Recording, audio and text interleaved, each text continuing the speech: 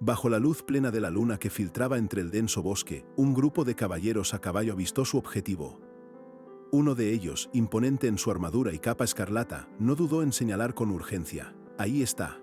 Así, la persecución se desató con una furia desmedida y aquel caballero, ya cubierto de heridas y con el rostro manchado de sangre, escuchó el grito implacable de sus perseguidores: «Ahí está ese tipo, atrapadlo». Con una velocidad abrumadora, un ataque cargado de energía carmesí lo impactó de lleno, derribándolo al instante. La armadura metálica resonó con estrépito contra el suelo, su cuerpo bañado en sangre se desplomaba, sellando una derrota dolorosa e inevitable. Mientras la figura herida yacía indefensa, la sombra de su verdugo, espada desenvainada en mano, se cernía sobre ella. Un pensamiento fugaz y aterrador cruzó la mente del caído: «Tengo miedo, no quiero morir». A pesar de 2 décadas de batallas, siempre se sintió una pieza desechable. El caballero que asestó el golpe final no mostró piedad, dejando que su destino siguiera su curso inexorable. Unos pasos firmes se acercaron al cuerpo inmóvil.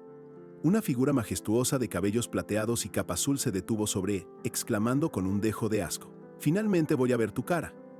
«Quítale el casco». Con un movimiento seco y preciso, el casco fue retirado, revelando la verdadera identidad del caído. Los ojos de la figura plateada se abrieron ligeramente, la sorpresa reflejada en su mirada al ver la melena escarlata desparramarse, revelando el rostro de una mujer. Un secreto celosamente guardado hasta ese preciso momento.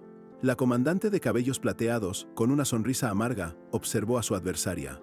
«Impresionante, la perra rabiosa que tanta guerra me dio resultó ser una mujer. Agripana ha perdido la guerra», sentenció, «pues con esta muerte el conflicto finalizará». «Pero es una mujer», susurró la vencedora, acariciando el rostro de su enemiga. «Este cabello rojo, casi es una pena matarte». La guerrera herida, desafiante, le espetó: «Estás loca». La otra, riendo con oscura satisfacción, admitió: «Sí, la verdad, no estaría arrastrándome en este campo de batalla con vos por 5 años si estuviera cuerda». Era Cornelius, quien con una calma perturbadora ofreció una elección inesperada: «Te daré una opción especial. ¿Querés ser tratada como mujer en tus últimos momentos o como caballero?». «¡Qué día tan terrible!», pensó Diana, mientras Cornelius, impaciente, insistía en que ella no comprendía la gravedad de su oferta. «No lo entendés, ¿verdad? Déjame que te lo diga», le dijo, antes de que Diana le preguntara. «¿Qué?». Con una expresión indomable, la guerrera herida levantó la voz con la poca fuerza que le quedaba: «Soy una mujer y un caballero. Y aunque soy un caballero, también soy una mujer. Para mí, no hay diferencia entre ser mujer o ser caballero». Cornelius, que había escuchado atentamente, pareció comprender algo nuevo, y con una mirada de respeto, inquirió: «¿Cuál es tu nombre, Diana?».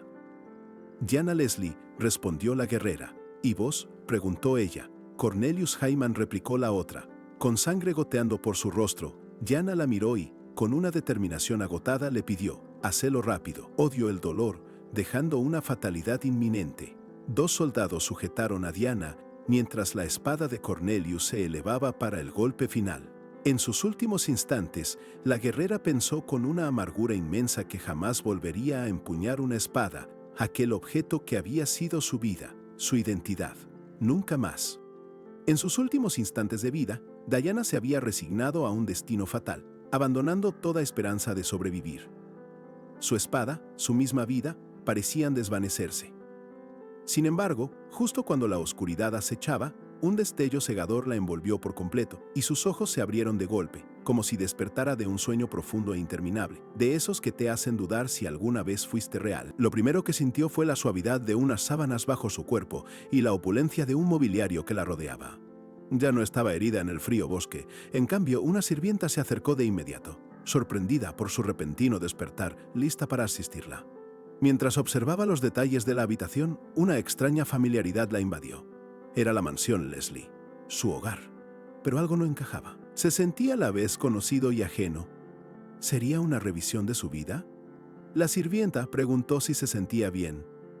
Anhelando solo la comodidad del momento, Diana pidió a la sirvienta que la dejara sola. Aunque la joven insistió en buscar un médico, la guerrera solo deseaba sumergirse en aquella placentera sensación que le parecía un verdadero milagro. Con un esfuerzo, Diana se incorporó en la cama, asombrada por la increíble realidad de cada movimiento. La sorpresa se hizo estruendo cuando su mirada se encontró con su reflejo en el espejo. el rostro de una niña la devolvió a una realidad inverosímil. La verdad la golpeó con la fuerza de un rayo divino. No era un sueño ni una revisión póstuma. Había regresado al pasado, a una edad de 10 años, pero con una diferencia crucial. Su poder, la esencia misma de su ser como guerrera, seguía intacta, brillando entre sus manos como una promesa inquebrantable. Con una determinación que le quemaba el alma, Diana se preguntó si esta vez lograría cambiar el curso de los acontecimientos, si podría finalmente derrotar a quien la había llevado a su trágico fin. Fue entonces que escuchó la voz de su padre, el vizconde, llamándola. Reconoció el momento exacto. Tal como lo recordaba, él le explicó que, al cumplir 10 años, era tiempo de elegir un camino, aprender a manejar la espada, o dedicarse a la vida de dama como su hermana. Aquella vez se había inclinado por la espada, una elección que la arrastró a una vida de batallas y a un final amargo en un paisaje desolado, donde la destrucción era total. Pero con la sabiduría de 2 décadas de experiencia a cuestas, la guerrera juró que esta vez todo sería distinto. Nunca más, bajo ninguna circunstancia, volvería a empuñar una espada. Desde la imponente mansión Leslie, las palabras del vizconde resonaban en la sala, recordándole a su hija que, al cumplir los 10 años, era el momento de adquirir habilidades útiles para asegurar su porvenir. La misma conversación, pero con una perspectiva renovada. Diana observó a su padre, notando que, a pesar de la identidad de sus palabras, lucía mucho más joven de lo que lo recordaba. Reflexionó sobre cómo, en el pasado, aquella mirada imponente del vizconde solía infundirle un profundo temor. Ahora, sin embargo, esa misma mirada le parecía hasta patética. Diana se sorprendió a sí misma al pensar cómo pudo haberle tenido tanto miedo en su vida anterior a este hombre de miembros delgados y cuerpo frágil que jamás había empuñado una espada. Aunque su mente adulta le susurraba que con sus habilidades podría dominar cualquier fuerza, Diana descartó la idea de ser un caballero de nuevo. Con un suspiro, decidió que era mejor recibir el entrenamiento de una dama, consciente de que había sido más débil que Regina. Con la decisión ya tomada y expresada, Diana Leslie se dio la vuelta y, sin añadir una palabra más, abandonó la sala. Cada paso la alejaba de su antigua vida, impulsándola hacia un futuro radicalmente distinto, uno que ella misma forjaría con sus propias manos. Diana Leslie había tomado una decisión, pero forjar ese nuevo futuro, el de una dama, sería un verdadero desafío. Ella recordaba con claridad lo extenuante que había sido su vida como caballera, horas y horas golpeando maniquíes hasta que los brazos se le caían, entrenando sin descanso para no perder ni un gramo de ese músculo tan ganado. La pequeña Diana de su pasado parecía regañarse a sí misma. «Pérdida de masa muscular. Maldición, ponete las pilas». Diana Leslie, esa determinación la había llevado a decidir que, a partir de ahora, no sería una caballera de armadura y espada, sino una refinada dama. Mientras Diana procesaba esta drástica resolución, nubes oscuras se congregaron, y una lluvia torrencial no tardó en caer, como si el mismísimo firmamento llorara su antigua vida. «Claro, otra vez está lloviendo», murmuró con fastidio, detestando esa sensación. De pronto, una voz interrumpió sus pensamientos. Era Regina Leslie, su hermanastra, quien, con una sonrisa enigmática, le preguntó: «¿Dijiste que ibas a recibir entrenamiento de dama? ¿No sería mejor que te convirtieras en una caballera?» Diana frunció el ceño, preguntándose qué diría Regina ahora. Sin perder el hilo, ella soltó una verdad incómoda. La madre de Diana había sido princesa del reino de Agripana, pero una simple concubina. «¿No sabes quién es tu abuelo?», preguntó. «¿Y qué? Tu madre fue abandonada por la familia real». La verdad, cruda y cruel, golpeó a Diana con fuerza. Un ahogado se le escapó, mientras comprendía con dolorosa claridad porque siempre había sentido una profunda aversión hacia su hermanastra. Su mente contrastaba 2 realidades: Regina, la hija de la difunta esposa, rodeada de lujos, y Diana, la hija de la nueva, cubierta de sangre en el campo de batalla. El vizconde las discriminaba descaradamente. ¿Regina, totalmente ajena a la tormenta interna de Diana?, le preguntó con una sonrisa condescendiente si de verdad creía que su madre había sido abandonada. «¿Todo ese patrimonio vino de mi vida?», sentenció, explicando la alianza matrimonial no como un lazo de amor, sino como una carta útil que se jugaba cuando era necesario. Con una sonrisa que ocultaba una ira helada, Diana respondió: «Hermana, de verdad que necesitas estudiar un poco más». Regina quedó helada. La ex caballera, con un golpe de autoridad, le advirtió con voz firme: «No me vuelvas a llamar hermana, ¿entendiste?». Regina solo pudo asentir, aturdida. Hermana, pensó Diana para sus adentros, recordando que jamás había tenido una hermana tan especialita como Regina. No pasó mucho tiempo antes de que un nuevo visitante llegara a la mansión. Era la baronesa Willems, su flamante instructora de etiqueta. «Mucho gusto», dijo Diana. «Soy Willems», respondió la baronesa, una figura de la que había oído hablar. La baronesa la observó con expresión indescifrable, preguntándose cómo podría entrenar en etiqueta a la segunda hija de los Leslie. Pero había un problema, uno gigantesco. «Diana», exclamó la baronesa, justo cuando la joven intentaba una reverencia. «¡Ah!», gritó Diana, cayendo torpemente. Había usado su cuerpo para la guerra durante décadas, y la etiqueta de dama le resultaba una tarea monumentalmente imposible, como intentar enseñar a un oso polar a hacer malabares con copas de cristal. La baronesa observaba a Diana en silencio, su expresión indescifrable. La joven, con los músculos tensos por el esfuerzo, sintió que el fracaso la acechaba como una sombra. ¿Debería rendirme?, se preguntó, mientras el sudor frío le perlaba la frente. «Vamos a intentarlo de nuevo», dijo la baronesa con calma. «El saludo es fundamental, tu postura es buena, así que vas a aprender rápido». Le instruyó levantar levemente el dobladillo de su falda y retroceder un pie con delicadeza. Diana, dispuesta a intentarlo.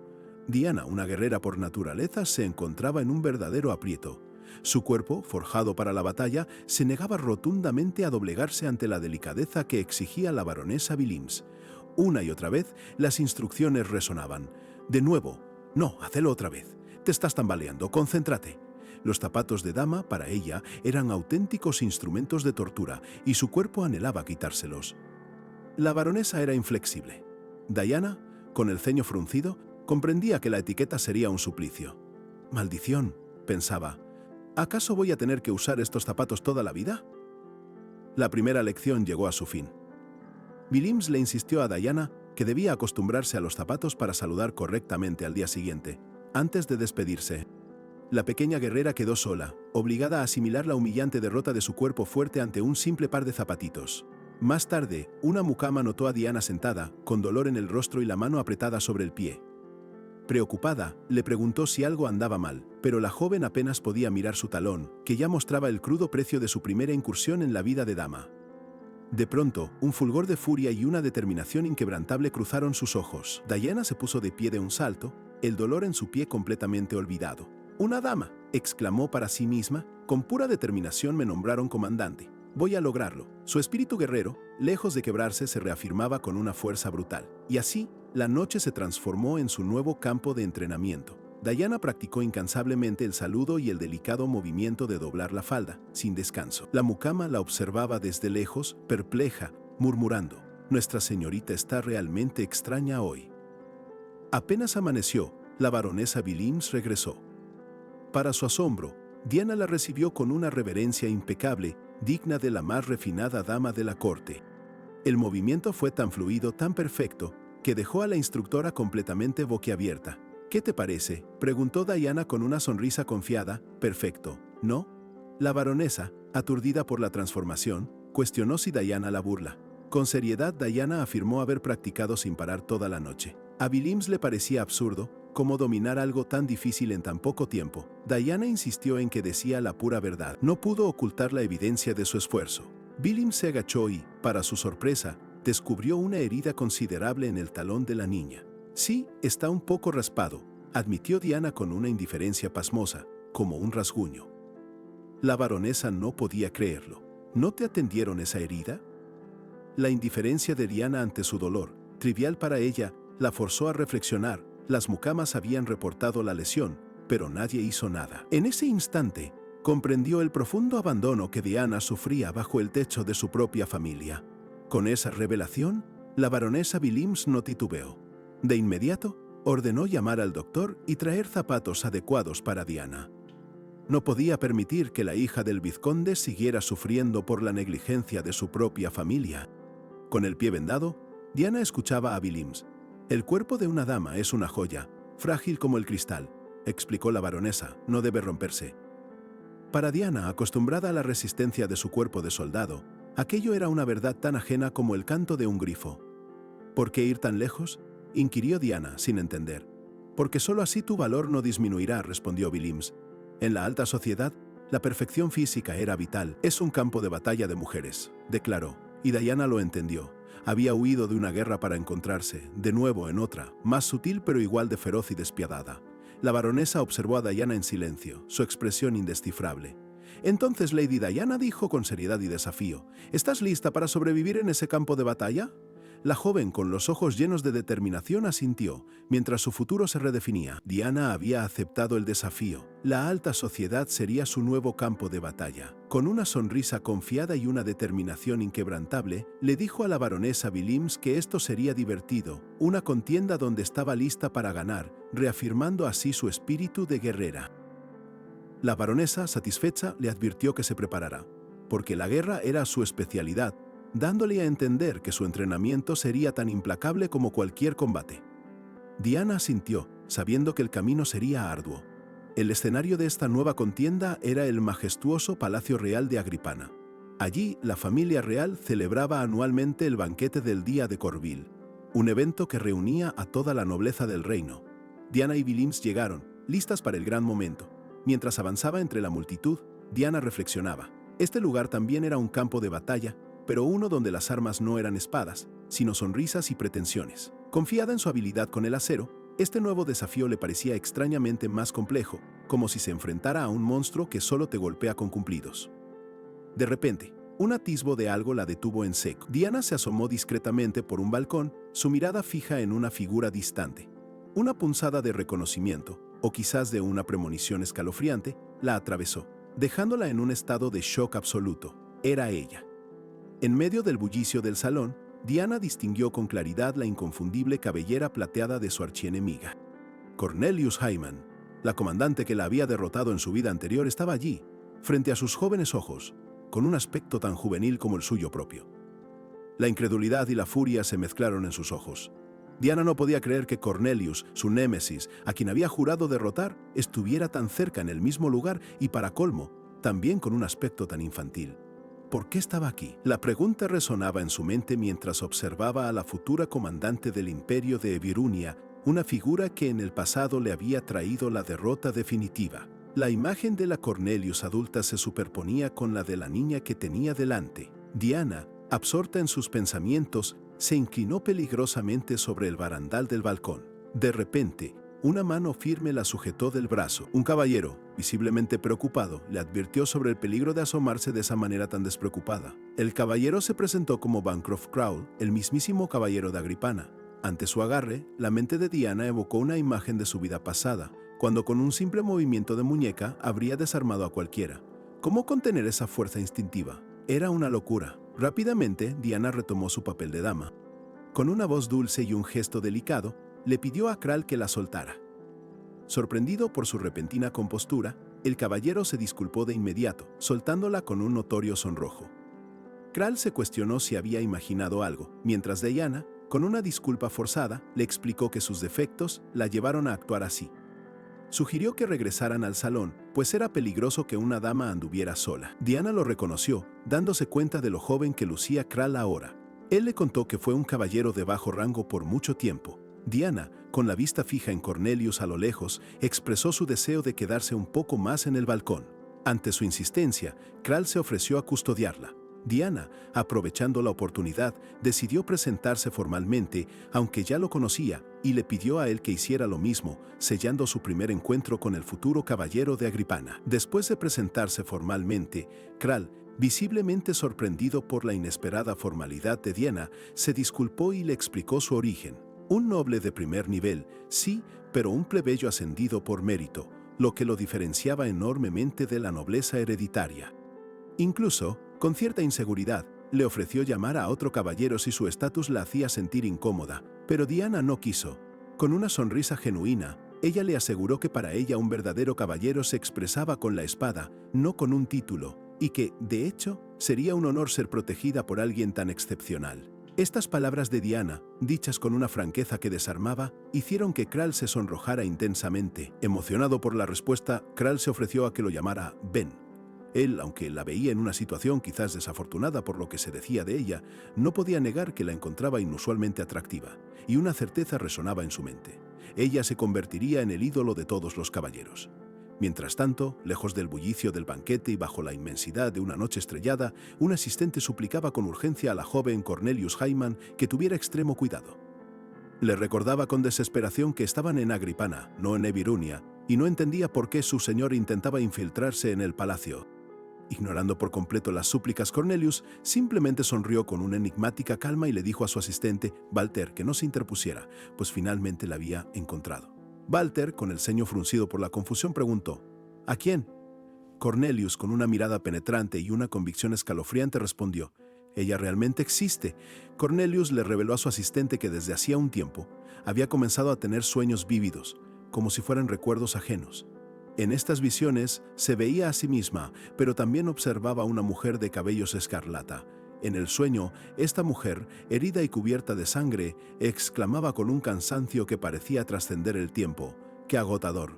Cornelius la observaba, sin comprender del todo por qué la presencia de esa guerrera la atraía con tanta fuerza. Lo más peculiar de todo era que, al verla en sus sueños, la extraña sed que la había atormentado desde que tenía memoria, una sed devoradora que no tenía razón aparente, por fin se calmaba.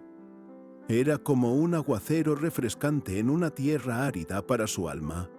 A partir de ese momento, Cornelius había observado cada etapa de la vida de esa mujer en sus sueños, su primer campo de batalla, sus arduos entrenamientos y finalmente su derrota inminente.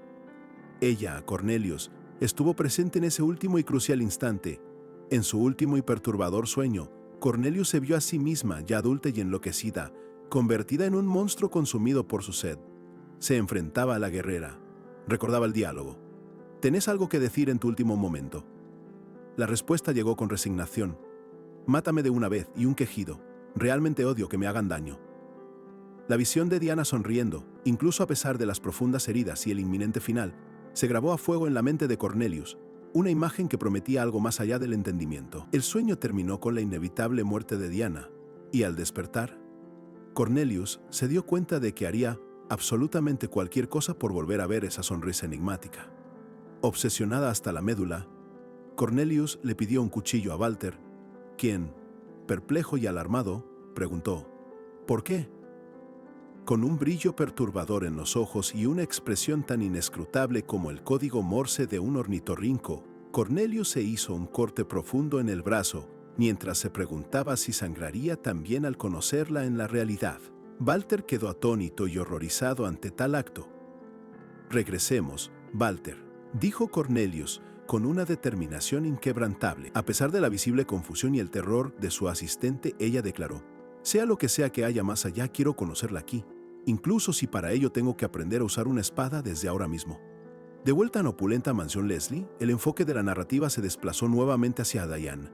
La baronesa Williams, con su expresión siempre indescifrable, anunció el inicio de una nueva y crucial etapa. Hoy tendremos una lección teórica. La baronesa Williams, con su serenidad habitual, inició la lección teórica interpelando a Diana sobre qué definía a una dama. Tras un breve silencio, la joven, con inocencia, respondió que era simplemente una mujer.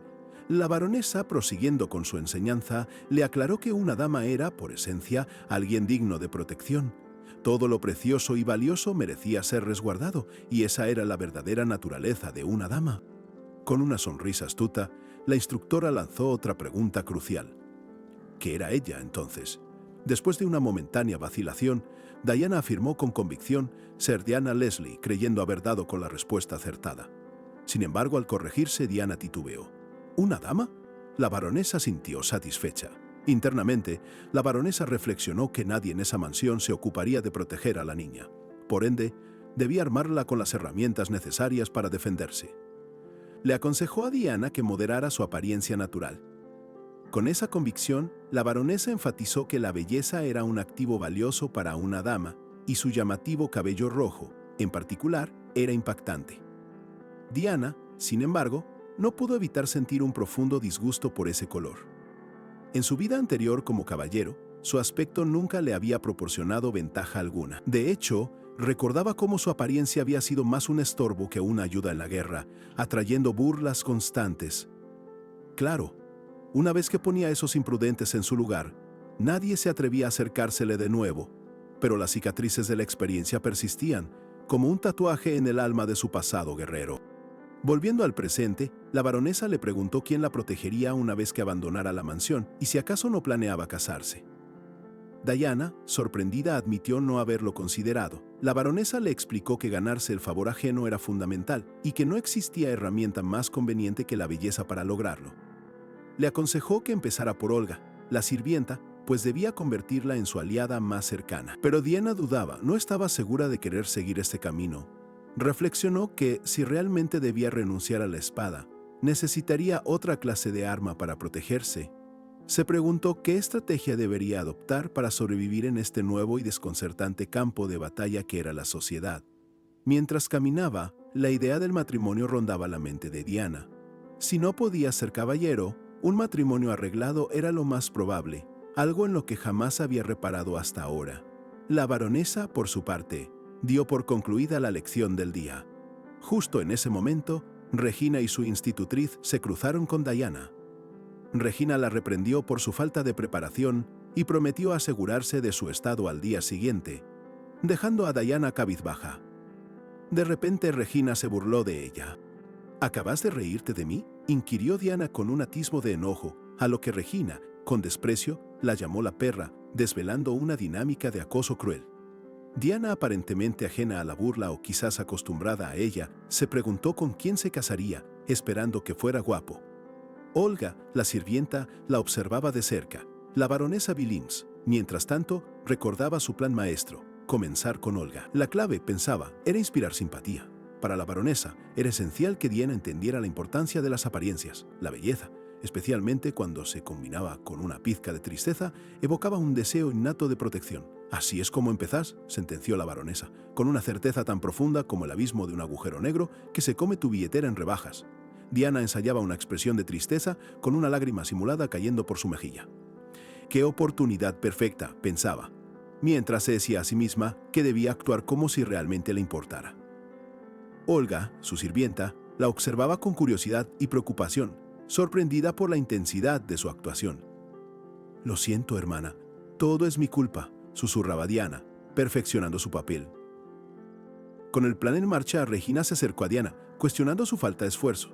La joven, profundizando su lamentable acto, seguía lamentándose. Debería haber hecho más, haberlo dado todo. Olga, observando la escena con asombro, se preguntaba qué tramaba. De repente, el acto de Diana se desmoronó. «Así es como se hace», susurró. Regina, con desprecio, la increpó y le agarró el cabello con fuerza. «Oye, mocosa, contéstame», gritó. Con un movimiento rápido, Diana soltó el agarre, dejando a Regina gritando y sorprendida por la brutal defensa de su hermanastra. El silencio se hizo. Regina, en shock por el giro, apenas podía procesar lo sucedido. Diana la miraba con una sonrisa que no auguraba nada bueno, una expresión que lava la sangre y hacía que el infierno pareciera un spa de lujo. «¿Verdad?», inquirió con picardía, dejando a Regina completamente sin palabras. Diana observaba la reacción de su hermanastra con fría satisfacción, mientras Olga, a su lado, mostraba preocupación. Incapaz de contenerse, Regina estalló en un llanto histérico y salió corriendo en busca de su padre, tropezando y cayendo. Era el caos que Diana había planeado. Con la situación controlada, Diana se giró hacia Olga con una inocencia perturbadora. «¿Estuvo mal?», preguntó, como si no entendiera el impacto. Olga evitó su mirada, incómoda. «¿Por qué desvías la vista?», inquirió Diana, mientras la sirvienta suspiraba, exasperada por el comportamiento de su joven ama. Olga, aunque satisfecha con el resultado, no dudó en regañar a Diana por su falta de modales. «Se sintió refrescante», exclamó Diana, contenta con la liberación de su ira. «No lo disfrutes tanto», replicó Olga, advirtiéndole que con una expresión tan aterradora no llegaría lejos como dama. Era una lección dura, pero necesaria para la joven guerrera. Las palabras de Olga impactaron a Diana, dejándola con asombro y confusión. La sirvienta pensaba que una niña de su edad no debería mostrar una cara tan intimidante. Internamente, Diana se preguntaba qué hizo mal, intentando conciliar su naturaleza guerrera con las expectativas de una dama. Más tarde, mientras paseaban por los jardines, Diana aprovechó para preguntarle a Olga si se sentía mejor y si Regina le había hecho algo. «Ay, ni me digas», respondió Olga, sugiriendo que la molestia de Regina era constante. Así, Diana comenzó a comprender el alcance del acoso de su hermanastra. Olga detalló las mezquinas formas de acoso de Regina: arena en su comida, la ropa remendada que aparecía rasgada. Solo un acoso barato, de verdad. dijo con resignación. Diana se sorprendió al enterarse de la crueldad de su hermanastra, preguntándose si en su vida pasada también había sido víctima de tales vejaciones sin siquiera notarlo. Consciente de la situación, Diana, con determinación, propuso a Olga reunir pruebas contra Regina. ¿Qué planeas hacer?, le preguntó. Atraparla y aplastarla, respondió Olga con ferocidad. Diana sonrió, pero Olga la corrigió. Su lenguaje era rudo para una joven dama. ¿En serio? Entonces, ¿qué tal si la destruyo por completo?, sugirió Diana, manteniendo su tono marcial. Olga sintió, viendo la similitud. Agradeció a Diana por preocuparse, sorprendida de que se interesara tanto por su bienestar, un gesto que fortalecía su inesperada alianza. Olga, con cierta aprensión, preguntó qué pasaría si Regina se quejaba al varón y si Diana no sería reprendida. «¿Qué se quejé?», respondió Diana, despreocupada. La baronesa Willems las observaba, notando el resultado positivo, aunque no fuera exactamente como lo había planeado. El resultado fue bueno, pensó, orgullosa del avance de Diana. En ese momento el mayordomo se acercó para anunciar que el varón llamaba a Diana. Olga, visiblemente nerviosa, le preguntó qué harían. Diana, sin dudarlo, respondió: «Iré». Todo salía exactamente como había anticipado, una clara señal de que la estrategia de la baronesa estaba dando frutos. La llamada del vizconde resonó y Diana se puso en marcha hacia la reunión. El mayordomo que la acompañaba notó su asombrosa compostura, tan diferente a la de su hermanastra, un claro indicio del notorio progreso que había logrado en poco tiempo. Antes de que entraran a la sala, el mayordomo le advirtió con cautela que su padre, el vizconde, seguramente ya estaba con Regina, quien, como era de esperar, se habría quejado amargamente de lo sucedido. De repente, un flashback nos transportó al momento de la verdad. Regina irrumpiendo en la habitación, derramando lágrimas a mares frente al vizconde. Él, sin dudarlo un segundo, se preguntó en voz alta si Diana era la responsable, revelando así su descarado favoritismo. Furioso, el vizconde exigió de inmediato la presencia de Diana. Aunque Regina, con su habitual manipulación, intentaba parecer inocente, el mayordomo sabía perfectamente que ella siempre exageraba y Diana jamás sería capaz de algo tan infantil. Con un tono casi imperceptible, el mayordomo le aconsejó a Diana disculparse, aunque la situación le pareciera injusta, para evitar conflictos. Diana asintió, una sonrisa sutil e enigmática en sus labios, antes de marcharse. Mientras se alejaba, con una nueva determinación en cada paso, el mayordomo la observó asombrado por la rapidez con que esa niña creció, transformándose de la pequeña y frágil figura que recordaba. Ya no era la misma. Al fin Diana entró en la sala del vizconde, donde encontró a su padre consolando a una Regina satisfecha. Esta le lanzó una mirada condescendiente, creyendo que su astuto plan de victimización había funcionado a la perfección. Sin andarse con rodeos, el vizconde acusó a Diana de desobedecer y amenazar a su hermana, basándose únicamente en la versión distorsionada de Regina. Al escucharlo, Diana comprendió que su padre siempre la vería como la culpable, sin importar la verdad. Con la amenaza de hablar con la baronesa Willems sobre sus modales, el vizconde intentó presionarla. Sin embargo, Diana respondió con una disculpa que, aunque formal, ocultaba una sonrisa escalofriante y una furia apenas contenida, como si el mismísimo Hades se hubiera teñido el pelo de rojo. Ante la extraña disculpa de Diana, el vizconde, desconcertado por su inusual comportamiento, envió a Regina a su habitación. Diana observó la escena con una mezcla de satisfacción por su maniobra y resignación ante la futilidad. Diana reiteró su sincera disculpa, pero el vizconde, con una perspicacia inesperada, sintió la sed de sangre oculta tras su forzada sonrisa. Al darse cuenta de que la etiqueta no le sentaba bien a su hija, le propuso volver al camino de la espada. Pero Diana se negó rotundamente. Mantuvo una mirada firme que sorprendió al vizconde, quien, tras un momento de reflexión, finalmente le concedió un plazo de 2 meses para perfeccionar sus modales, pero impuso una dura condición.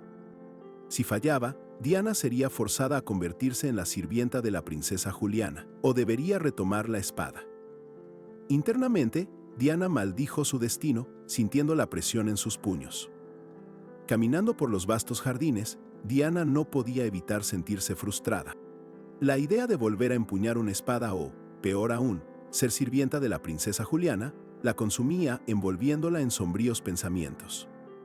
Diana, rebosando furia ante el ultimátum de su padre, buscó refugio en su rincón secreto del jardín, un lugar que guardaba los ecos de su infancia.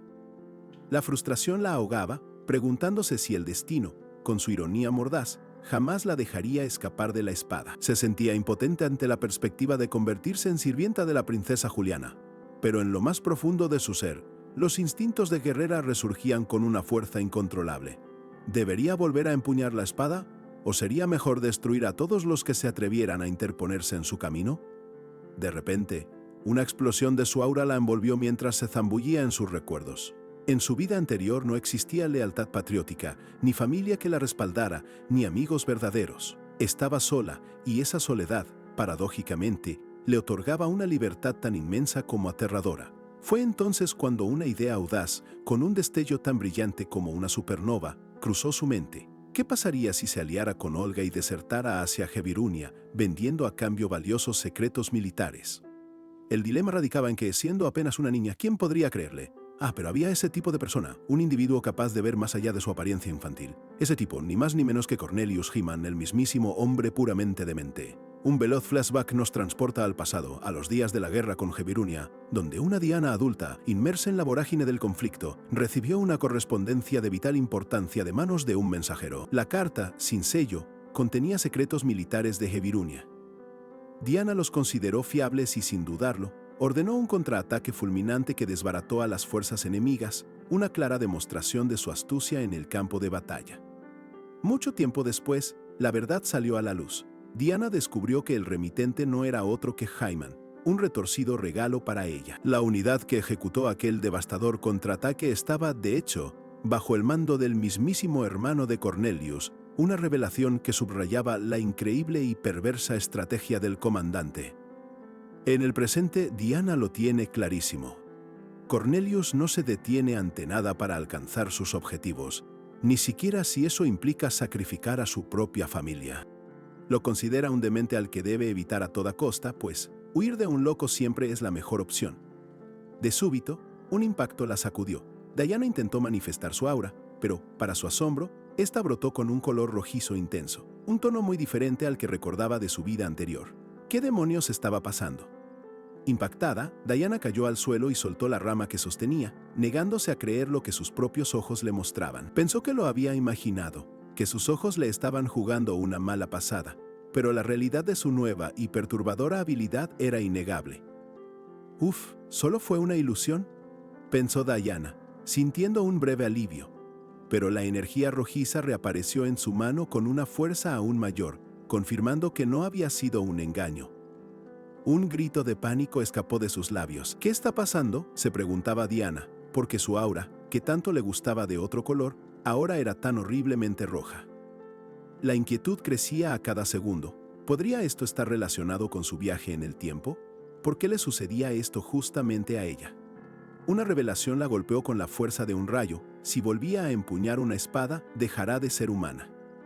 «Soy un monstruo, un ogro», gritó en su mente.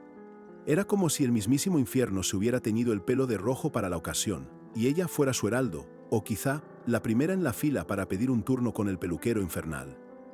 Mientras tanto, en el imponente Palacio Real, un noble agradecía efusivamente al marqués por la recomendación de su familia. Con los arreglos ya confirmados, se preparaba meticulosamente el camino para que Diana comenzara su nueva y desafiante fase. Mientras la inquietud se apoderaba de Diana por su extraña aura roja, en el Palacio Real el vizconde cerraba una conversación crucial. Aunque pedía que se dejaran las formalidades, se preguntaba, ¿por qué Diana era la elegida para esta nueva fase?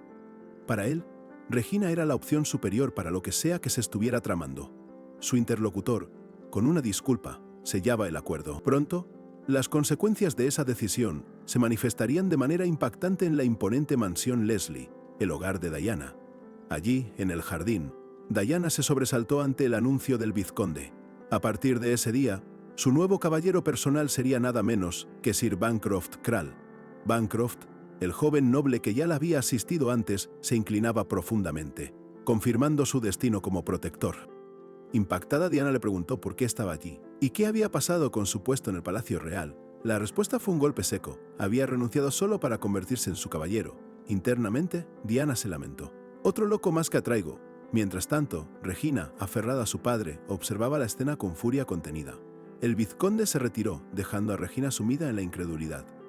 No podía concebir que Bancroft fuera el caballero de Diana antes que el suyo, sintiendo un ardor de celos. Diana, ajena a su envidia, continuó conversando con el joven. Le cuestionó su decisión de abandonar la prometedora carrera en el Palacio Real que beneficiaría a su familia. Bancroft, con melancolía, explicó que, siendo de origen común, los otros caballeros nunca lo trataron como persona, solo se fijaron en su espada. Él recordaba las palabras de Diana sobre la verdadera Valier. Él le confesó que ella fue la primera persona que lo valoró por su habilidad y no por su nacimiento. Por eso, tomó la firme decisión de jurarle lealtad, prometiéndole que, de ahora en adelante, su espada le pertenecería solo a ella. Diana, con profunda comprensión, asintió. Confesó que ella también había deseado ser valorada por su destreza con la espada, no por su género. Ambos compartieron así un lazo silencioso de entendimiento, forjado en la lucha por el reconocimiento. Con su lealtad asegurada, Diana le agradeció, pero la paz se rompió. Regina, con sonrisa forzada y tono condescendiente, se acercó, se presentó como la hija mayor. Con descaro, insinuó que le quitaría a Bancroft y luego pidió llamarlo por su nombre.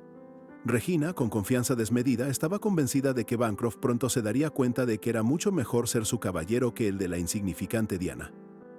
Él, sin embargo, la miró con una expresión que no revelaba nada, dejando su arrogancia sin respuesta.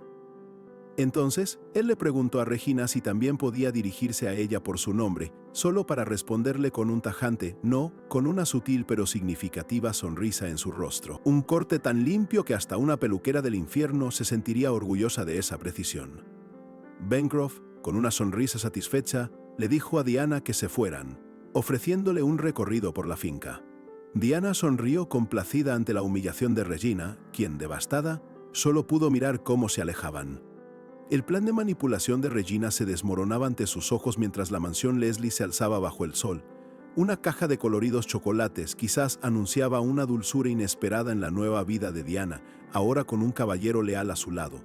Diana, recién llegada a la mansión Leslie y adaptándose a su nueva vida de dama, se encontraba inmersa en un incesante torbellino de lecciones de etiqueta. Una de las sirvientas le preguntó si intentaría bordar, una habilidad esencial para cualquier dama, a lo que ella, con su habitual franqueza, respondió simplemente que sí. Aunque la idea le generaba una irritación extraña, la guerrera que llevaba adentro se negaba a rendirse. Con una determinación férrea, Diana se dispuso a enfrentar este nuevo desafío, jurándose dominar también esta insólita batalla de la alta sociedad. Sin embargo, la inexperiencia con la aguja rápidamente la hizo sentir una punzada, un doloroso recordatorio de que incluso las tareas más delicadas podían ser un campo minado para sus manos acostumbradas a la espada. En ese instante, un escalofrío la recorrió al sentir su aura descontrolarse. ¿Es que acaso el bordado es una actividad tan letal que logra activar mi instinto de batalla?, se preguntó mientras se esforzaba por calmar su mente. No era un combate, debía mantener la compostura, aunque su espíritu guerrero le gritara otra cosa. Para su sorpresa, el esfuerzo dio sus frutos. Con un suspiro de alivio, Diana alzó su bordado. Una creación sencilla, sí, pero impecablemente sin un solo agujero. Un pequeño pero significativo triunfo en su ardua adaptación a la vida de Lady. Gracias a su esmero y a la guía implacable de Madame Williams, Diana comenzaba a adoptar la apariencia de una verdadera dama. Pero a pesar de los avances visibles, algo fundamental aún le faltaba: el alma de una noble. «¿Alma, decís?», inquirió Diana desconcertada. La baronesa le explicó que su caminar era demasiado vigoroso, casi el paso de un caballero. Una lady, le enfatizó, debía moverse como una pluma sobre el agua, tan delicada como el aleteo de una mariposa, con una precisión tal que el mejor coreógrafo del reino palidecería de envidia. Diana, frustrada, no lograba asimilar ese concepto tan etéreo. Madame Williams, con un suspiro, decidió dar por terminada la lección. ¿Desde cuándo algo tan trivial como caminar se había vuelto una odisea interminable para ella, la feroz guerrera? Mientras descendía por las escaleras, sus ojos captaron a Regina, moviéndose con una gracia impecable. Un escalofrío le recorrió la espalda. Quizás imitar a su hermanastra, a quien tanto detestaba, no era una mala estrategia para mejorar. Al apresurarse de vuelta, los movimientos fluidos de Regina resonaban en su mente. ¿Por qué no había pensado en esto antes?, se preguntó. Pero de repente, una revelación aún más profunda la golpeó. Había otro modelo cuya elegancia podía emular. La imagen que se le apareció fue la de la dama perfecta que mejor conocía, su propia madre. Ella, una princesa, sin duda dominaba a la perfección la etiqueta real. Un torrente de recuerdos, aunque borrosos, inundó su mente intentando reconstruir la elegancia de su caminar. «Recordá, Diana», parecía susurrar su madre en su memoria. «Primero, girá todo tu cuerpo al caminar. Luego, enderezá la espalda y mantén los pasos pequeños, cada movimiento calculadamente delicado, como si bailaras con el aire mismo». Decidida, Diana se propuso imitar con exactitud cada movimiento de su madre. Mientras ella se concentraba en sus pasos, lejos de allí, un escenario de eventos aún desconocidos comenzaba a prepararse, tejiendo nuevos hilos en su complejo destino. En el majestuoso ducado de Hebirunia, ¡su gracia! ¡Su gracia!, gritaron sirvientes, irrumpiendo en la oficina del duque con un mensaje urgente. «¿Qué es todo este alboroto? ¿Cuántas veces debo decirte que no corras?», reprendió el noble, visiblemente irritado. «Es una emergencia, el segundo príncipe», respondieron, desatando una nueva y ominosa intriga. Mientras los sirvientes irrumpían con noticias urgentes sobre el segundo príncipe, lejos de la mansión Leslie, en el vasto ducado de Hyman, donde una ominosa intriga se cocinaba a fuego lento, el joven Cornelius se esforzaba. Desde niño, cada movimiento era para él una batalla, un desafío por dominar su propio cuerpo bajo la mirada incesante de su familia y la servidumbre. El agotamiento lo envolvía, dejándolo sin aliento, visiblemente exhausto. Su padre, el duque, lo observaba con una expresión severa, sin entender qué demonios hacía su hijo. Una tensión palpable llenaba el aire, un reflejo del constante malestar que lo acompañaba. Para entender la emergencia que rodeaba al segundo príncipe y cómo su destino se entrelazaba con el de Diana, debíamos sumergirnos en los secretos del Gran Ducado de Hyman, una de las familias más influyentes de todo el imperio ebiruniano. Cornelius, el segundo vástago de esta poderosa estirpe, nació con una inteligencia que rozaba lo inaudito. Sin embargo, su brillantez venía con un precio, una misteriosa y constante sed, que lo hacía frágil, irritable y siempre al borde de explotar, como una olla a presión sin válvula a punto de reventar. Cuando no lograba contenerse, sus emociones lo arrastraban a comportamientos impredecibles y francamente excéntricos. De nuevo, su padre, visiblemente harto de sus rarezas, lo confrontaba, exigiendo explicaciones sobre ese peculiar entrenamiento que interrumpía. El joven, con el rostro contraído por el esfuerzo y apenas pudiendo respirar, solo podía guardar silencio ante la mirada glacial de su progenitor.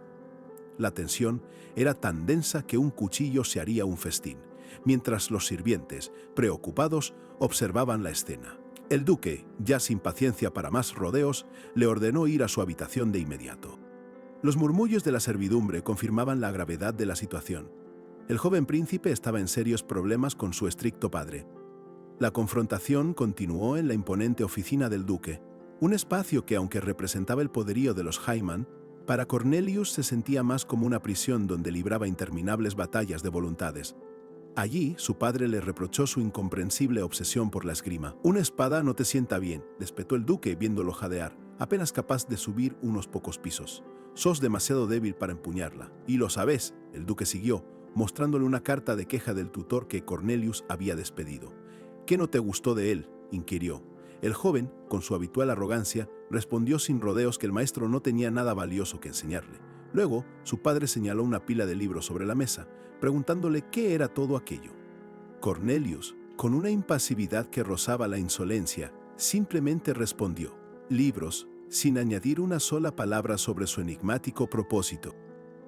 Con una sonrisa enigmática y una pizca de desafío en la voz, Cornelius le dijo a su padre que, si aún quería discutir su decisión, le enviara una carta, prometiendo responder con la mayor sinceridad, una forma sutil pero cínica de desafiar abiertamente la autoridad parental. El duque, exasperado al límite, comentó que se decía por ahí que el segundo hijo de los Hyman era arrogante y rudo más allá de las palabras. Finalmente, en un intento por guiarlo, le ofreció ser su propio maestro, suplicándole que aprendiera directamente de él. Pero Cornelius, con una frialdad pasmosa, rechazó la oferta de su padre. Argumentó que aceptarla lo solidificaría como un mero segundo hijo, un destino que él despreciaba con cada fibra de su ser. El duque, enfurecido, no podía creer la insolencia y el descaro de su hijo. El duque, exasperado, aún procesaba la insolencia de su hijo. Cornelius, con una sonrisa enigmática, se despidió con frialdad, diciéndole que enviara una carta si aún quería discutir su decisión. Mientras se alejaba, el joven despreció el título del Gran Ducado, viéndolo como una atadura, y sugirió dárselo a su hermano. Walter, su leal sirviente, lo siguió preocupado, preguntándole si se encontraba bien. Ignorando a Walter, Cornelius reveló su determinación. «No me rindo», le explicó a su sirviente que debía continuar con su entrenamiento, pues su falta de resistencia era el problema principal a superar. Walter, curioso por el repentino cambio, preguntó a su joven amo por qué, tras odiar siempre la actividad física, ahora se había obsesionado con la esgrima. Cornelius, con una mirada secreta, se dispuso a responder. Él, que antes solo vivía con la nariz metida entre libros, ahora le preguntó a Walter si le creería si le dijera que la había visto en sus sueños, una persona que realmente existe y que no era solo una fantasía. Walter, perplejo, no lograba comprender, pero Cornelius, sin importarle su incredulidad, sentenció: «A ella le gustan las espadas». Con una determinación escalofriante, el joven tomó una espada de práctica, listo para entrenar. El horror invadió a Walter al darse cuenta de que la reciente visita del vizconde a Diana estaba ligada a todo esto. Cornelius lo silenció con un gesto y, con una mirada completamente obsesiva, declaró: «Ella es mía. Si estuvieran en el mismo país, le enviaría dulces o incluso una espada si fuera necesario para ganársela». Pensando en cómo conquistarla, Cornelius asumió que no sería fácil. Esto era una guerra. Su mente, ya deformada por una extraña obsesión, proyectaba el recuerdo de la Diana del futuro, ensangrentada y derrotada. «Si uso la guerra», se preguntó. Con un escalofriante brillo en sus ojos, Cornelius afirmó con calma: «Debo capturarla». Walter, aterrado por la locura que presenciaba, se tomó un breve respiro y mentalmente le suplicó a Diana, esa dama sin nombre, que huyera de ese demente. Lejos de allí, en la quietud de su propia habitación, Diana sintió un escalofrío repentino, como si una sombra fría acabara de cruzar sobre su alma, presagiando algo oscuro. Mientras tanto, en el majestuoso Palacio Real de Agripana, varias damas de la corte comentaban con entusiasmo, señalando a alguien a la distancia que parecía acaparar todas las miradas. Era la princesa, dando un paseo por los jardines del palacio. La elegancia de su andar y su figura deslumbraban a todos los presentes, quienes no podían dejar de admirar su gracia al caminar. Las damas continuaron sus halagos, comentando lo bendecido que era el rey al tener una hija tan refinada. Era la única princesa de Agripana, la mismísima Juliana Agripana. De repente, una joven, que parecía ser su hermana menor, corrió hacia ella con entusiasmo, gritando: «Hermana, princesa Juliana», rompiendo por un momento la serenidad de la escena. La entusiasta Agnes, la hermana menor de la princesa Juliana Agripana, irrumpió en los jardines reales, saludándola con una sonrisa deslumbrante y una curiosidad evidente por los rumores de una amiga que visitaría a la princesa. Juliana notó la rapidez con que las noticias llegaban a oídos de la pequeña, quien, sin percatarse de la sutil incomodidad de su hermana, exclamaba con alegría lo maravilloso que sería vivir en el palacio para poder jugar juntas. Insistiendo con una dulzura casi empalagosa, Agnes preguntaba una y otra vez si podría quedarse, sin obtener una respuesta directa de su hermana. Con un pensamiento fugaz y una sonrisa apenas perceptible, Juliana decidió cambiar el rumbo de la conversación, sugiriéndole que debía tener sed después de tanto hablar y que un poco de té la refrescaría. La inocente Agnes interpretó esta distracción como una muestra de bondad y preocupación, regocijándose de tener una hermana tan maravillosa. Juliana, por su parte, mantuvo su inescrutable fachada. Finalmente, Agnes se despidió prometiendo una nueva visita, mientras Juliana, con una calma que sería la envidia de un maestro zen durante un concierto de ranas furiosas, le daba una instrucción clara y concisa a su dama de compañía, Margaret. Le indicó que la próxima vez que Agnes visitara el palacio, debían asegurarse de que su paseo fuera por un jardín diferente. Con un asentimiento, Margaret confirmó la orden y ambas se alejaron, dejando atrás la fachada de cordialidad. Con una mirada gélida y un pensamiento sincero, Juliana se confesó a sí misma su verdadero sentir por Agnes: la detestaba profundamente. Luego, su curiosidad se centró en un nuevo tema, la joven que sería su nueva criada, Diana Leslie. Margaret reveló a Juliana que Diana era la segunda hija de la familia Leslie, su prima y descendiente de la princesa Viviane de un segundo matrimonio. Al escuchar el nombre de Diana Leslie, Juliana mostró un interés inusitado. Mientras tanto, Diana Leslie llegaba al imponente palacio real. Una de las damas presentes, visiblemente encantada, la elogiaba, expresando su alegría por tenerla como doncella personal de la princesa, un verdadero honor para la joven. Una experimentada baronesa, satisfecha con el desempeño de Diana, comentó que sus enseñanzas habían valido la pena.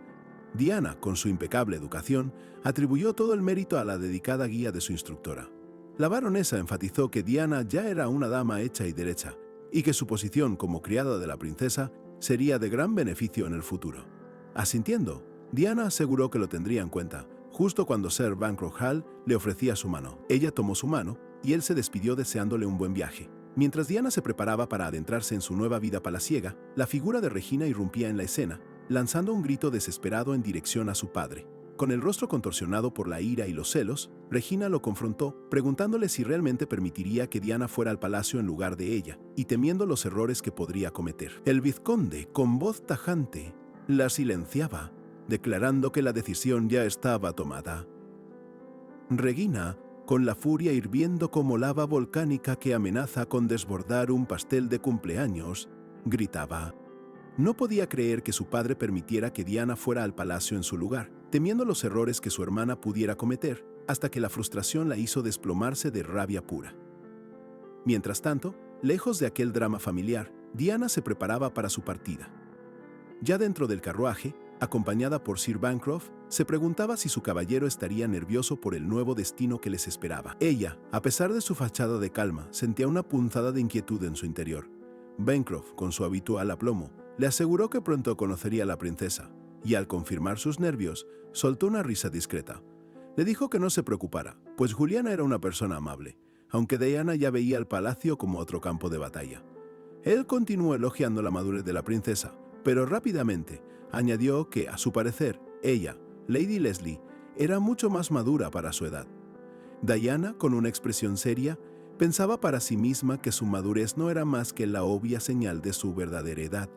De hecho, ya sabía qué tipo de persona era la princesa Juliana, y la verdad es que esperaba evitar involucrarse con ella por completo.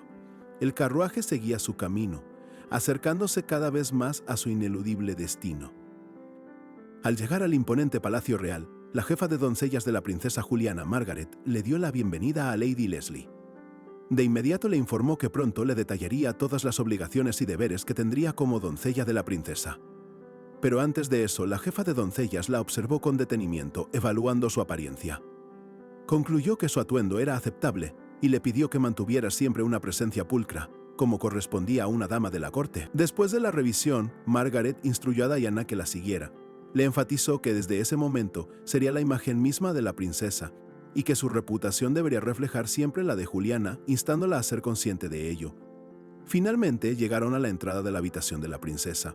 Margaret anunció con formalidad: «Princesa, Lady Leslie ha llegado», y desde el interior, una voz invitó a Diana a pasar, abriendo las puertas a su nuevo y desafiante capítulo. Dentro, la princesa Juliana, sentada con gracia, observó a Diana Leslie. Con una sonrisa que no llegaba a sus ojos, se presentó formalmente. «Soy Juliana Agripana», dándole la bienvenida a la joven doncella que ahora formaría parte de su séquito. La princesa elogió la belleza de Diana a pesar de su corta edad y le pidió que levantara la cabeza. Mencionó que no tenía amigas de su edad y expresó su alegría por conocerla, empezando a tejer su sutil red de manipulación. Para fortalecer su argumento, Juliana señaló que, al ser primas, seguramente se harían grandes amigas. Preguntó a Diana si no estaba de acuerdo, luego añadió con una sonrisa forzada que esperaba que se llevaran muy bien, reforzando su fachada. Diana respondió que era un honor inconmensurable, pero por dentro, una extraña e inquietante sensación la invadía. ¿Qué era esto? Juliana la invitó a sentarse para tomar el té, pero esa breve interacción fue suficiente para alertarla. Aunque el encuentro fue corto, Diana sintió una extraña aura de la princesa Juliana, algo más allá de su elegante fachada. Respondió con la formalidad adecuada y Juliana, con una sonrisa aún enigmática, le preguntó si podía llamarla Diana, marcando así el inquietante inicio de su compleja relación. Juliana, con una sonrisa que era una obra de arte y de ingeniería a la vez, invitó a Diana a su próxima fiesta de té, pidiéndole que asistiera como su doncella. Diana, acostumbrada a la formalidad, aceptó con la compostura que le era natural. La princesa se mostró complacida con la respuesta, aunque en su fuero interno consideraba a Diana poco más que una chica común, fácil de exhibir ante todos sin mayor esfuerzo. Tras su primer día en el palacio, Diana regresó a la residencia Leslie. Su fiel doncella Olga, desbordante de ansiedad, la recibió con la impaciente pregunta de cómo le había ido. Olga la premió, insistiendo en saber qué clase de persona era la princesa. Diana, Dudosa, apenas logró balbucear que era amable, pero esa extraña inquietante sensación que ya conocía seguía ahí, invadiéndola. Confundida por la interrupción de sus pensamientos, Olga escuchó mientras Diana le contaba sobre la fiesta de té real. Al oír la noticia, Olga se emocionó genuinamente por su ama, feliz por el honor que recibía. Pero Diana, excusándose, se retiró a descansar, dejando a Olga suplicando por más detalles sobre el palacio. La pelirroja se encerró en su habitación, completamente segura de que, más allá de la aparente amabilidad de Juliana, había algo oscuro y oculto, una sombra que aún no lograba descifrar. Mientras tanto, en la opulencia del palacio, Margaret, la jefa de doncellas, se acercó a Juliana para informarle que le había dado a Diana la hora equivocada para el té. La princesa, con expresión calculada, lo atribuyó a un simple error. Sin embargo, Juliana se negó rotundamente a corregirlo. Con una sonrisa enigmática que prometía travesuras, le confesó a Margaret que deseaba poner a prueba a Diana. Argumentaba que una buena doncella debía ser capaz de manejar cualquier imprevisto en la alta sociedad, lo cual era una excusa de primera para su pequeño plan maestro. Margaret, asombrada, reflexionó que la princesa solía ser muy racional y nunca la había visto actuar con tal frialdad, mientras Juliana movía una pieza de ajedrez con decisión, un gesto que sellaba su jugada. Los preparativos para la fiesta de té avanzaban sin cesar. Los jardines se engalanaban con flores, las mesas se cubrían de dulces exquisitos y tazas de porcelana fina, mientras los sirvientes se afanaban para que todo estuviera en perfecto orden. La princesa Juliana supervisaba cada detalle, declarando que, al ser su primera fiesta, todo debía ser impecable.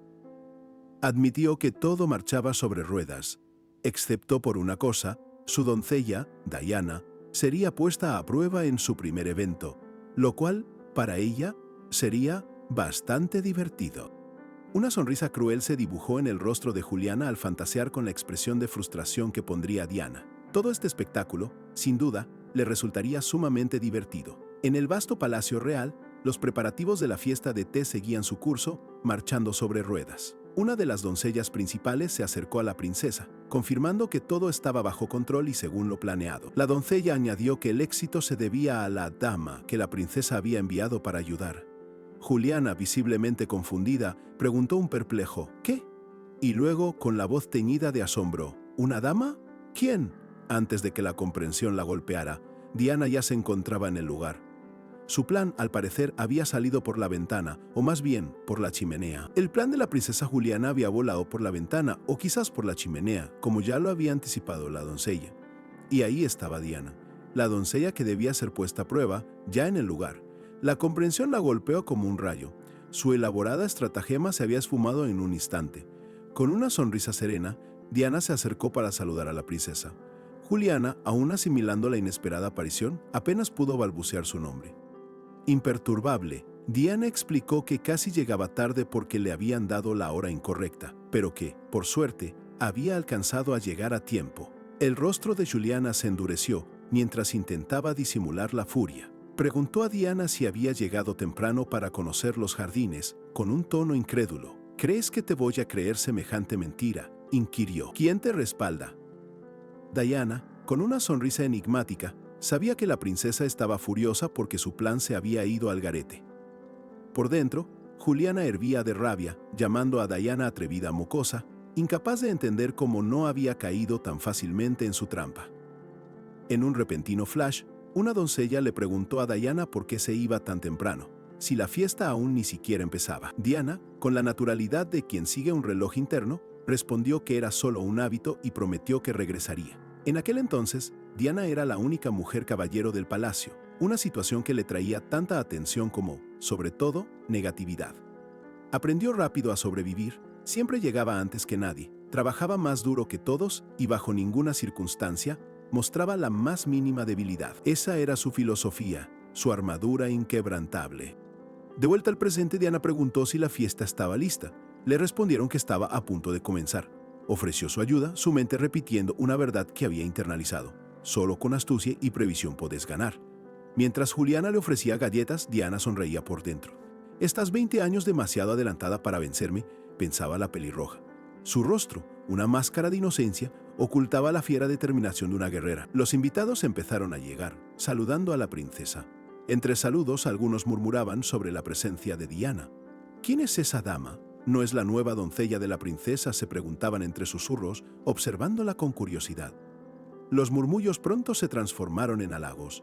Los invitados no podían creer que hubiera una dama tan encantadora, preguntándose de qué familia provenía y lo deslumbrante que sería. Juliana, satisfecha, se preparaba para presentarla. Juliana, con su habitual elegancia, presentó a Diana Leslie, la segunda hija del vizconde Leslie y su nueva doncella personal, pidiendo a los presentes que la trataran bien. Diana, con una reverencia impecable, respondió el saludo. Los invitados elogiaron la elegancia y humildad de Diana, sorprendidos por su madurez. Ella, con una sonrisa angelical, respondió que le faltaba mucho por aprender. La admiración crecía y hasta le preguntaron por su vestido. Juliana observaba a Diana. Su etiqueta, acento y forma de hablar eran impecables, como si fuera una caballero. Los invitados se sorprendieron, pero admitieron que extrañamente Diana sí emitía esas vibras, esa aura de alguien más allá. Uno de los invitados, picado por la curiosidad, preguntó directamente: ¿alguna vez has empuñado una espada por casualidad? Diana palideció al instante. Los demás, sin darle importancia, se rieron a carcajadas descartando la idea. ¿Una dama con su piel perfecta? ¿Una espada china? Imposible, murmuraban, volviendo a reír. Mientras los invitados elogiaban la impecable elegancia de Diana, la princesa Juliana, por dentro, bullía con una furia incomprensible. ¿Cómo se atrevía esa atrevida mocosa a desbaratar su plan tan meticulosamente elaborado? Era como si Diana, con su mera presencia, fuera una especie de disruptor de planes malignos profesional, capaz de desarmar una bomba de relojería con un guiño de ojo. La irritación que le causaba era, sencillamente, inmensa. Tras la fiesta, Diana, aunque exhausta, mantenía un semblante impasible que no delataba la tensión vivida. Ya de vuelta en el carruaje, Bancroft, siempre rebosante de optimismo, le preguntó cómo la había tratado la princesa, convencido de la gran amabilidad de Juliana. Sin embargo, las palabras amable y princesa resonaban discordantes en la mente de Diana, quien sabía que la verdad pronto se revelaría ante Bancroft. Algo no encajaba. La Juliana de su vida pasada no se comportaba así. ¿Era posible que esta princesa la odiara tan profundamente, a pesar de apenas haberse conocido? ¿Por qué tanto rencor sin motivo aparente? Esta situación no podía seguir así. La amenaza de ser expulsada del palacio se cernía sobre ella como una espada de Damocles, lo que representaría una vergüenza insuperable para su familia y especialmente para su padre. No, eso no sucedería de nuevo. Una voz interna le recriminaba no haber escuchado las premoniciones, pero con una férrea determinación, Diana se negó a permitir que el destino de su vida anterior se repitiera. No debía ganar una guerra, sino el favor de la princesa.